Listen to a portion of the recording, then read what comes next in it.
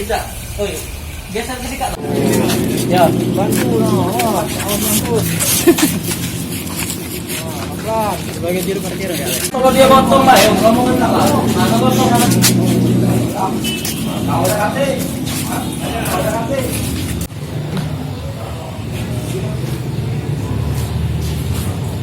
2020 kami dari Polres Probolinggo khususnya jajaran Satreskrim merilis beberapa ungkap perkara.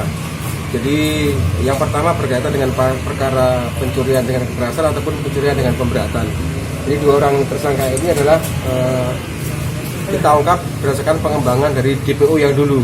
Jadi memang mereka sempat menjadi DPO dengan melakukan pencurian dengan pemberatan ataupun kekerasan di atas 100 TKP. Jadi sebagian rekan mereka sudah kita amankan, ditangkap, sudah kita proses. Nah, sisanya baru kita tangkap kemarin. Jadi biasanya mereka menggunakan modus ya, selain menggunakan kekerasan juga menggunakan senpi. Ini senpi yang bisa kita amankan dari kelompok mereka yang biasa digunakan mereka untuk melaksanakan kejahatan. Jadi sementara yang bersangkutan ya karena melawan ya kita berikan tindakan tegas dan terukur berkaitan dengan kedua tersangka tersebut. Jadi yang bersangkutan kita kenakan dengan pasal 363 KUHP dengan ancaman hukuman di atas 5 tahun ataupun 9 tahun ancaman hukuman buat mereka. Sejauh ini curas mereka di wilayah Linggau dan atau masih di luar juga ada dan? Yang sementara yang kita datakan di wilayah Linggau aja. Sementara kita kembangkan, kita berkoordinasi dengan Polres Muratara maupun Polres Murah. Jadi selama ini kan dia bersembunyi di wilayah Muratara selama ini di kamu di Rumpit ya?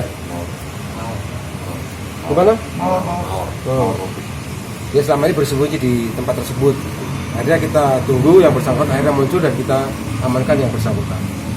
Nah, ini ada gimana? Perannya dan Jadi kalau yang bersangkutan kita duga sebagai otak daripada kelompok tersebut. Biasanya mereka kan bekerja 5 sampai dengan 7 orang.